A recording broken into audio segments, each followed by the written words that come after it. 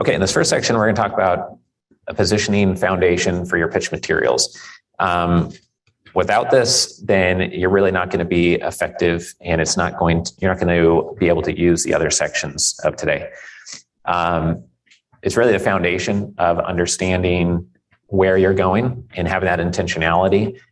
Without intentionality, you can't align everything to be congruent, and you won't be talking to the right people or showing the right information to the right people and matching those things up. We talk about this quite a bit in our Capital Raising Catalyst and Capital Raising 101 workshops. So we're going to go through this part relatively quickly. Some of it's new for you, and some of it won't be. But you need to understand, what are your competitors doing? What are firms doing in your related space that maybe aren't direct competitors, but they are selling things to your investors? And what are they doing really well, and what are they doing poorly? And find the pieces of the DNA of people who are doing things well and adopt it for yourself, so that you're not copying them, but you're integrating it into what you're doing. Another part of the foundation here is what type of investors you're targeting. If you are managing $4 million, then you shouldn't be pitching pension funds and endowment funds, because they invest typically, unless they're very, very small regional community college endowment fund, they're typically writing 10, 20, $50 million checks. And usually they don't want to be more than 10% of anybody's total assets under management.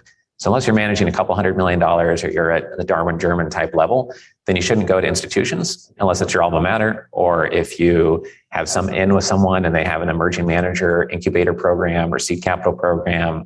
Otherwise, it's a complete waste of time. Who you go to investor-wise changes the check size that you'll be getting, right? And so it should change what's in your materials. It should change what you say. It should change the vocabulary. It should change everything in your materials based on what size of investor you're approaching, and also what type of investor.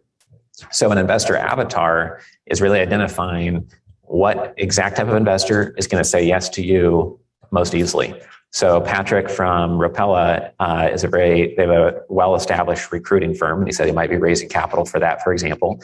So one example would be going to HR executives at publicly traded companies, or people that have sold staffing companies before, or somebody who is on the investment committee or the board of publicly traded HR and staffing solution companies, or someone who is a peer that also runs a staffing company, like a software business that does really well, and they're not in competition with them, but you know that they probably earn 7 figures as strategic anchor investors, because they'll be smart money, not just money.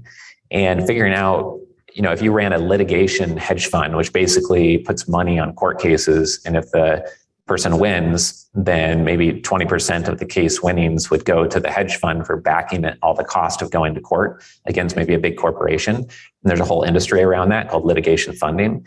And so if you're raising capital for that, who would you want to go raise capital from? Well, you go to law firm partners, because law firm partners, if they have more than 10, 20, 30 attorneys underneath them, they're earning 7 figures. They might have cash on hand, and they could maybe source a court case for you, or chime in on an IP case, because that's their whole practice is around IP. So you can see it's not only easier to raise the capital, but after they invest, they would actually be adding a lot of value to you as well. That's an investor avatar, and everyone should know exactly who they're raising capital from, as specific as possible. You might want to also talk to local family offices, local private investors, but probably 50, 60, 80% of your energy should be on the person that's predisposed to give you money, because they understand your niche, or they understand you, they're from your industry, and they can add value. That's really important. And when investors have if you walk into a pharmacy because you have a migraine, you don't want just a vitamin.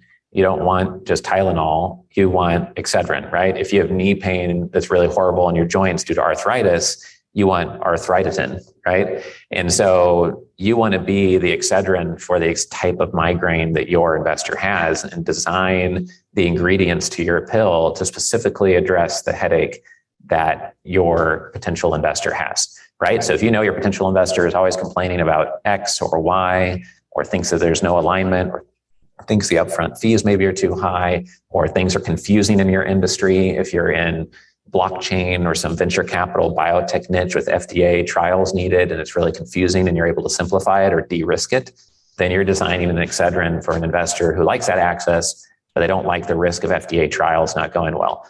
Or if you're in multifamily where it's pretty easy, or self-storage is pretty easy to understand the business, then maybe it's not the education on that, it's the education on your team or what makes you unique from the 10,000 others in your niche, right? So it's going to be different type of ingredients that you're designing for different types of investors. And part of this is based on who you are. What's your background?